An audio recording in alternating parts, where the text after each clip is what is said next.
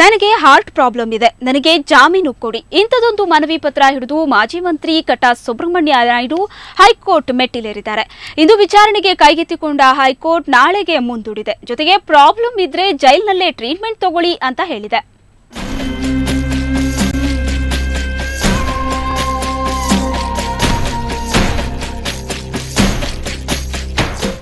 KIADB ಭೂ ಹಗರಣದಲ್ಲಿ ಜೈಲು ಸೇರಿರೋ ಮಾಜಿ ಮಂತ್ರಿ ಕಟ್ಟಾ ಸುಬ್ರಹ್ಮಣ್ಯ ನಾಯ್ಡು ಪುತ್ರ ಕಾರ್ಪೊರೇಟರ್ ಜಗದೀಶ್ ನಾಯ್ಡು ಸದ್ಯಕ್ಕೆ ಹೊರಬರೋ ಸಾಧ್ಯತೆ ಕಾಣ್ತಿಲ್ಲ. ಮೊದಲ ಬಾರಿಗೆ ವಿಚಾರಣೆಗೆ ಬಂದ ಜಾಮೀನು ಅರ್ಜಿಯ ಪರಿಶೀಲನೆ ಸಂದರ್ಭದಲ್ಲಿ ಕಟ್ಟಾ ಆರೋಗ್ಯದ ಗುಟ್ಟು ರಟ್ಟಾಗಿದೆ. ಕಟ್ಟಾ ಸುಬ್ರಹ್ಮಣ್ಯ ನಾಯ್ಡು ಆರೋಗ್ಯದ ಬಗ್ಗೆ ಅವರ ವಕೀಲರು ಕಳವಳ ವ್ಯಕ್ತಪಡಿಸಿದಾಗ ಅವರ ಆರೋಗ್ಯದ ಬಗ್ಗೆ ಮಾಹಿತಿ ಒದಗಿಸಿ ಅಂತ ಜೈಲು ಸಿಬ್ಬಂದಿಗೆ ಸೂಚಿಸಿ ನಾಳೆಗೆ ವಿಚಾರಣೆ ಮುಂದೂಡಿದರು. ಇವತ್ತು ಮೊದಲ ಬಾರಿಗೆ ಹೈಕೋರ್ಟ್ನಲ್ಲಿ ಕಟ್ಟಾ ಜಾಮೀನು ಅರ್ಜಿ ವಿಚಾರಣೆ ನಡೆಯಿತು. ಈ ವೇಳೆ ಕಟ್ಟಾಗೆ ಹಾರ್ಟ್ ಪ್ರಾಬ್ಲಮ್ ಇದೆ ಅಂತ ಅವರ ವಕೀಲರು ಕಳವಳ ವ್ಯಕ್ತಪಡಿಸಿದ್ರು. ಇದಕ್ಕೆ ಪ್ರತಿಕ್ರಿಯಿಸಿದ ನ್ಯಾಯಮೂರ್ತಿಗಳು ಜೈಲಿನಲ್ಲೇ ಚಿಕಿತ್ಸಾ ವ್ಯವಸ್ಥೆ ಇದೆ, ಅಲ್ಲೇ ಚಿಕಿತ್ಸೆ ಪಡೆಯುವಂತೆ ಸೂಚಿಸಿದ್ರು. ಅಗತ್ಯ ಬಿದ್ರೆ ಬೇರೆ ವೈದ್ಯರನ್ನು ಜೈಲಿಗೆ ಕರೆಸಿಕೊಂಡು ಚಿಕಿತ್ಸೆ ಪಡೆಯುವಂತೆ ಸಲಹೆ ನೀಡಿದ್ರು.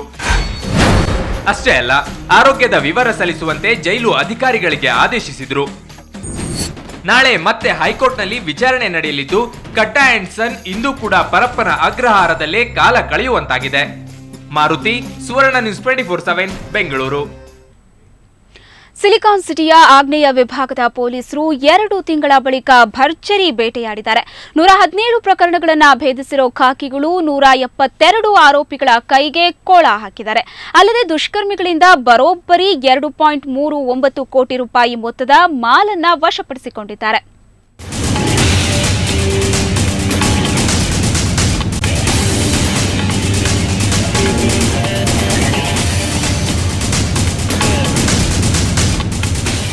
ಇವತ್ತು ಕೋರಮಂಗಲ ಪೊಲೀಸ್ ಠಾಣೆ ಮುಂದೆ ಸಾಲು ಸಾಲು ದ್ವಿಚಕ್ರ ವಾಹನಗಳು, ಚಿನ್ನಾಭರಣ ಹಾಗೂ ರಾಶಿ ರಾಶಿ ಮಾಡುವಷ್ಟು ಕ್ಯಾಶ್.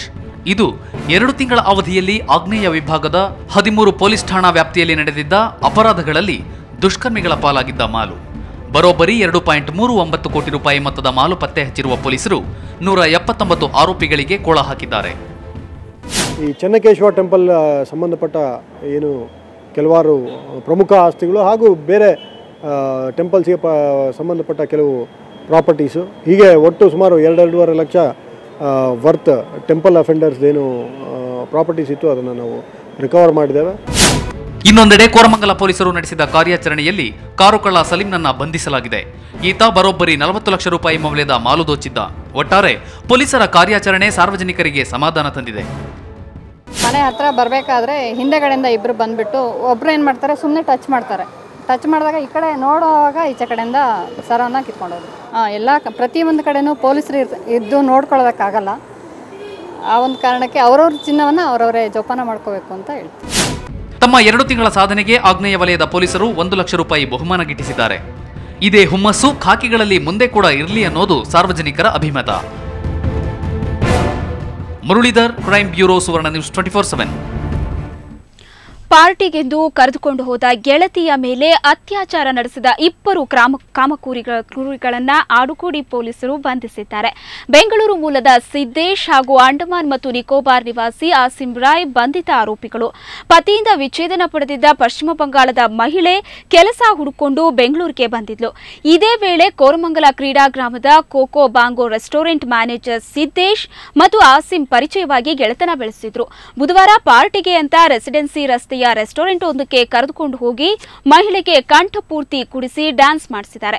ಆ ಬಳಿಕ ರಾಜೇಂದ್ರನಗರದ ಸ್ಲಂನಲ್ಲಿದ್ದ ಮನೆಗೆ ಡ್ರಾಪ್ ಮಾಡೋ ಸೋಗ್ನಲ್ಲಿ ಕರೆದುಕೊಂಡು ಹೋಗಿ ಅತ್ಯಾಚಾರವೆಸಗಿದ್ದಾರೆ. ಈ ಸಂಬಂಧ ನೊಂದ ಮಹಿಳೆ ಆಡುಗೋಡಿ ಪೊಲೀಸರಿಗೆ ದೂರು ನೀಡಿದ್ದು ತನಿಖೆ ನಡೆಸಿದ ಪೊಲೀಸರು ಆರೋಪಿಗಳನ್ನು ಬಂಧಿಸಿದ್ದಾರೆ.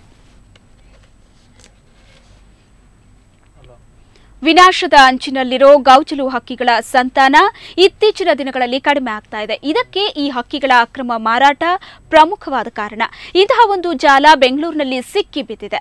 ಬೆಂಗಳೂರು ಪೂರ್ವ ತಾಲೂಕು ವರ್ತೂರಿನ ಕೆಲ ಯುವಕರು ಮಾರುತಿ ವ್ಯಾನ್ನಲ್ಲಿ ಗೌಚಲು ಹಕ್ಕಿಗಳನ್ನು ಸಾಗಿಸುತ್ತಿದ್ದಾಗ ಸಾರ್ವಜನಿಕರೇ ಹಿಡಿದು ಪೊಲೀಸರಿಗೆ ಒಪ್ಪಿಸಿದ್ದಾರೆ. ರಾಜ್ಯದ ಗಡಿ ಪ್ರದೇಶ ಹಾಗೂ ಹೊರ ರಾಜ್ಯಗಳಿಂದ ಅಕ್ರಮವಾಗಿ ಈ ಹಕ್ಕಿಗಳನ್ನು ಹಿಡಿದು ಐಷಾರಾಮಿ ಹೋಟೆಲ್ ಹಾಗೂ ಡಾಬಾಗಳಿಗೆ ರವಾನಿಸುತ್ತಿದ್ರು ಎನ್ನಲಾಗಿದೆ. ಇದರ ಸೇವನೆಯಿಂದ ಶಕ್ತಿ ಹೆಚ್ಚಾಗುತ್ತೆ, ಪುರುಷತ್ವ ವೃದ್ಧಿಯಾಗುತ್ತೆ ಅನ್ನೋ ಭ್ರಮೆಯಿಂದ ಗೌಜಲು ಹಕ್ಕಿಗಳ ಮಾರಾಟ ಹಾಗೂ ಮಾರಣ ಹೋಮ ಹೆಚ್ಚಾಗ್ತಿದೆ.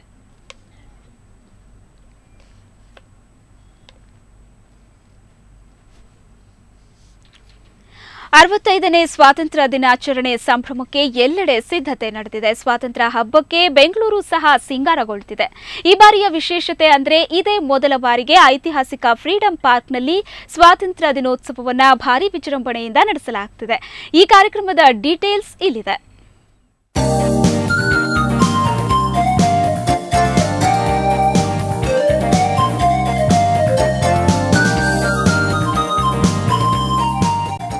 ಇದು ಬೆಂಗಳೂರಿನ ಫ್ರೀಡಂ ಪಾರ್ಕ್. ಒಂದು ಕಾಲದಲ್ಲಿ ಖೈದಿಗಳ ನೆಲೆಯಾಗಿದ್ದ ಇದು ಈಗ ಪ್ರವಾಸಿ ಸ್ಥಳವಾಗಿದೆ. ಇಲ್ಲಿ ಆಕರ್ಷಕ ಉದ್ಯಾನ ಸಹ ಇದೆ.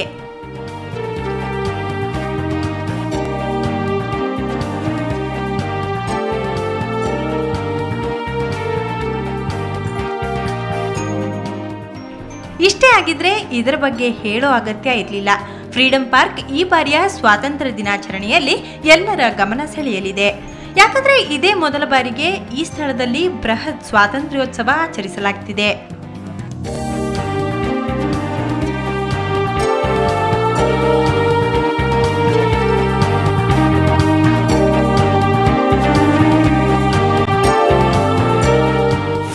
ಒಂದಿನ ನಾವು ಭಾರತೀಯರು ಅಂತ ಎಲ್ಲರೂ ಒನಿಸ್ಬೇಕು ಅನ್ನೋ ಪ್ರಯತ್ನ ಮಾಡ್ತಾ ಇದ್ದೀವಿ.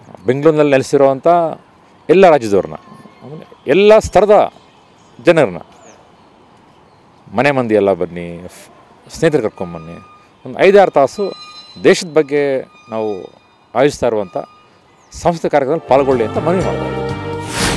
ವಂದೇ ಭಾರತಂ ಹೆಸರಿನಡಿಯಲ್ಲಿ ದೇಶಭಕ್ತ ಯುವಕ ಸಮೂಹವೊಂದು ಫ್ರೀಡಂ ಪಾರ್ಕ್ನಲ್ಲಿ ಈ ಸಲದ ಫ್ರೀಡಂ ಹಬ್ಬವನ್ನ ಅತಿ ವಿಶಿಷ್ಟವಾಗಿ ಆಚರಿಸುತ್ತಿದೆ. ಬೃಹತ್ ಜನಸ್ತೋಮ ಹಾಗೂ ವಿವಿಧ ಕಾರ್ಯಕ್ರಮಗಳ ಮೂಲಕ ಸ್ವಾತಂತ್ರ್ಯ ದಿನ ಆಚರಿಸಲಾಗುತ್ತಿದೆ. ವಿಶೇಷ ಅಂದ್ರೆ ಇಷ್ಟು ಕಾರ್ಯಕ್ರಮಗಳು 14ರಂದು ಸಂಜೆ 5ರಿಂದ ಮಧ್ಯರಾತ್ರಿ 12 ಗಂಟೆಯವರೆಗೂ ನಡೆಯುತ್ತಲೇ ಇರ್ತವೆ.